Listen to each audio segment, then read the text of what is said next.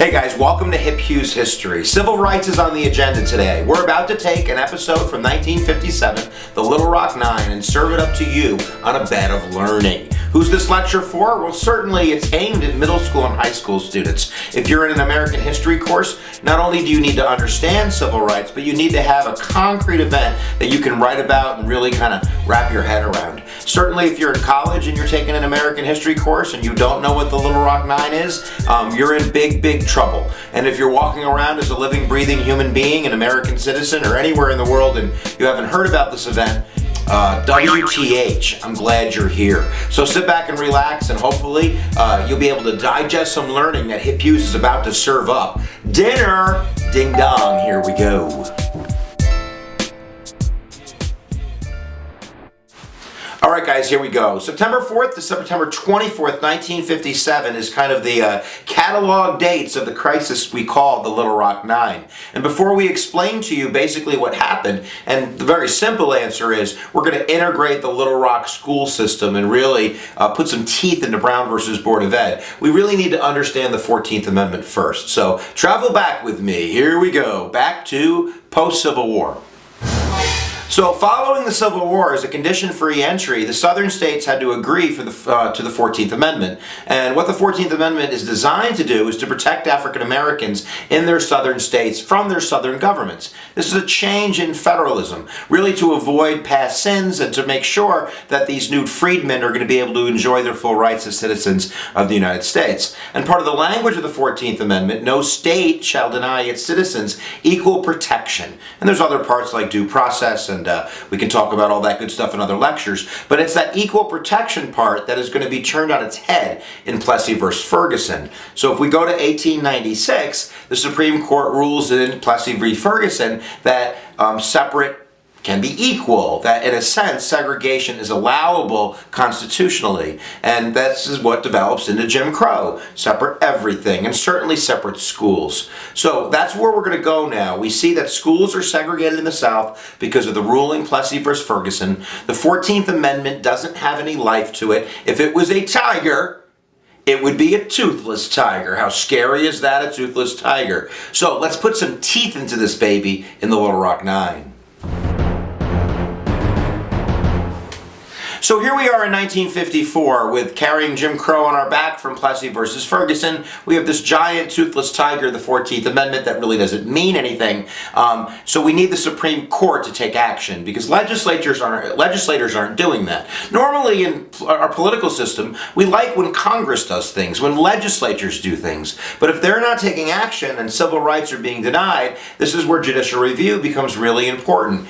I call it snap power. Rather than having to go through the long, tedious process of lawmaking, they can just declare kind of a practice to be unconstitutional. And in this case, basically the Jim Crow practice of separating students by race in our public school system. And that's exactly what Brown versus Board of Education declares, that separate is inherently unequal, right? The NAACP, the National Association for the Advancement of Colored Persons, under the direction of the lawyer Thurgood Marshall, that's a very important name to know, and you can see Thurgood on the wall right there, who will later become the first African-American, first Supreme Court justice appointed by LBJ. But right now, he successfully argues that Plessy needs to be overturned, and that our school systems, that Linda Brown, the little girl in Brown versus Board of Education, was inherently having her rights violated because she wasn't allowed to go to the best school in her neighborhood close to her home, but she was being bused to a all-black school, and this is that Jim Crow system. So now that we have that decision, that's all it is. Right? Andrew Jackson famously declared after Worcester versus Georgia, when the Indian Removal Act basically was declared unconstitutional, John Marshall has made his decision, now let him go enforce it. So it needs enforcement. Something needs to happen. The southern states aren't going to just jump to their feet and be like, oh, we lost. All right, let's integrate. Damn. We need something. And this is the Little Rock Nine. So, Little Rock, Arkansas would be considered to be more of a moderate southern state. Definitely already had some experience with integration. Their bus system was previously integrated. I believe there were African Americans at the University of Arkansas, and it was the Board of Education in Little Rock that decided that they were going to do this gradual integration program. Nothing like the NAACP wanted, where they really wanted full integration, but it was decided, I think, as early as 54 or 55, that 57 was going to be the year. This gave them kind of 2 or 3 years to plan. And the NAACP had a part in choosing those 9 students. They were chosen based on their grades and their attendance. And in the fall of 1957, they were to show up to school, and it really was assumed that this would be a pretty seamless process. And then we bring in politics into the situation. The governor, Orval Fabius, was facing re-election the next year. He was a Democrat, and it's important to remember that Democrats back then, they're the racist party. They're the Ku Klux Klan. It's the party of the Old South. It's the party of slavery and segregationalism.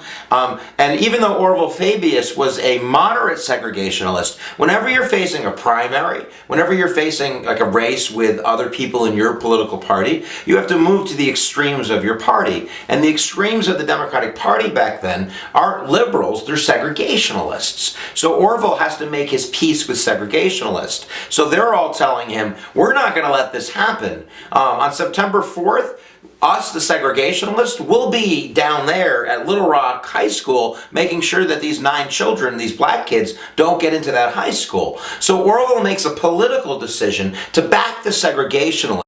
One of the girls, Elizabeth Eckford, showed up that day alone. But nevertheless, when they show up, they see the National Guard. The Arkansas National Guard. And inside, they were probably thinking for a few seconds, yeah, baby, we got protection. But Fabius did not call out the National Guard to protect the black children.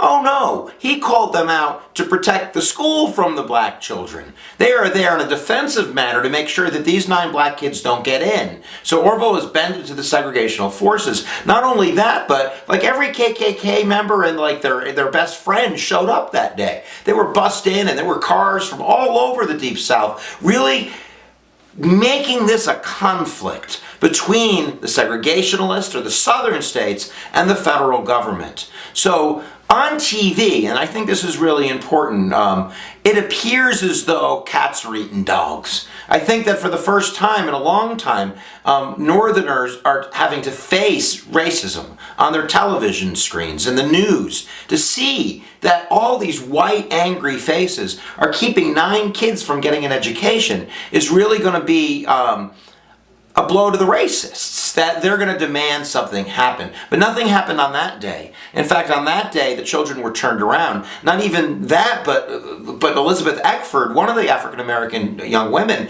was separated from the group. And she was almost mauled by a white crowd. She was spit on and racial epithets, and they were going to attack her. And a little old white lady kind of grabbed her and escorted her to the bus and kind of saved her life back then. But the next step is really important, because now the nation is in uproar. We see that this racism is going on.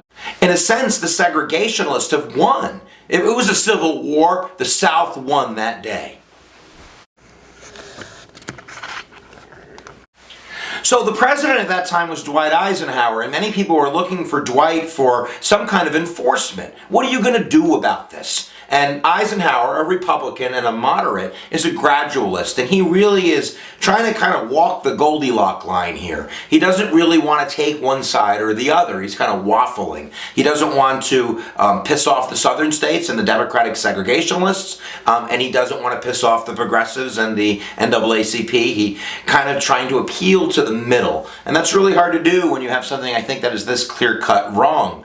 So he calls Orval Fabius to a meeting, and they meet at his kind of a summer home, and I think in Rhode Island, and he's kind of guaranteed by the governor of Arkansas that the integration will happen, that he'll go back and he will settle this once and for all. So when Orval goes back, and Fabius is a weird cat, rather than taking the side of the African American children, he did something that's kind of unfathomable. He pulls the National Guard out altogether. So when they show up the next day, all there is racist faces. There's no National Guard. I mean, the National Guard was there to defend the school against the African American children the first time, but they also kind of kept the peace from things from getting out of hand. But now, it's just a white mob. It's just the Klan. So Man, what a day that was. The children kind of narrowly escape into the school. The crowd goes crazy when they find out these 9 black kids got into the school. They attack the black press. They're up in an uproar. One story was that one of the African-American children overheard one of the deputies, the sheriffs, talking about a plan to have the children draw straws, and the one who lost would be handed over to the crowd so the crowd could lynch that child, and then the other 8 would make their escape.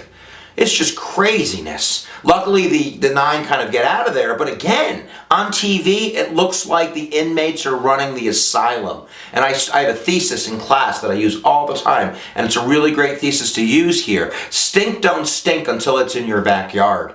Right? So whether it's Emmett Till on Look magazine, or now whether it's on your TV, these 9 kids almost getting lynched by a white mob, action must be taken. The temperature, the fire underneath the government is being turned up at this point by the North. So Eisenhower has to do something. So what does Eisenhower tooth? He puts teeth in the tiger, baby. That's right. He calls out the 101st Airborne of the U.S. Army. And they land, they parachute, or I don't know if they parachute, but they go right into Little Rock the next day. And those kids showed up the next day with machine guns, baby, on Jeeps. And what a great sight to see these 9 kids walking into Little Rock, Arkansas with the federal government kind of surrounding them, showing the nation that the federal government is going to support all civil rights, even when the state governments are going after them. So this is the teeth of Brown versus Board of Education. And you should follow up and do some research. It's a great story reading about the 9 children and their lives that year as they were escorted from class to class. You can't underestimate the violence that those kids had to put up with as they went through that year. One of the girls, they tried to light on fire when she was in the bathroom stall. Another one of the girls had acid thrown into her face. They were tripped on broken glass. They were constantly harassed. As really, you see racial attitudes changing as the integration occurs. It's really quite an amazing story. So there you go, guys. Civil rights, NAACP, the lobbying group, Brown versus Board of Education, federalism. This is a great thing to talk about if you're talking about the relationship between states and feds, and how the Supremacy Clause and judicial review give the federal government the ability to sometimes override state action. And even though Arkansas and Governor Fabius tried to kind of nullify the federal action, at the end of the day, it's the Army, baby! What are you gonna do when they come for you? Hip Hughes History, guys. I hope you enjoyed the lecture. Make sure you check out the links below in the description. We have tons of other EDU gurus and EDU all-stars out there that are making brains wrinkle all over the world. And if you haven't subscribed, WTH, what are you doing? How am I going to do this if you don't subscribe? Press the darn subscribe button. You made me curse. So there you go, guys. Where attention goes, energy flows. Hip Hughes is out. Isn't that right? No. Never talks back. See you guys later.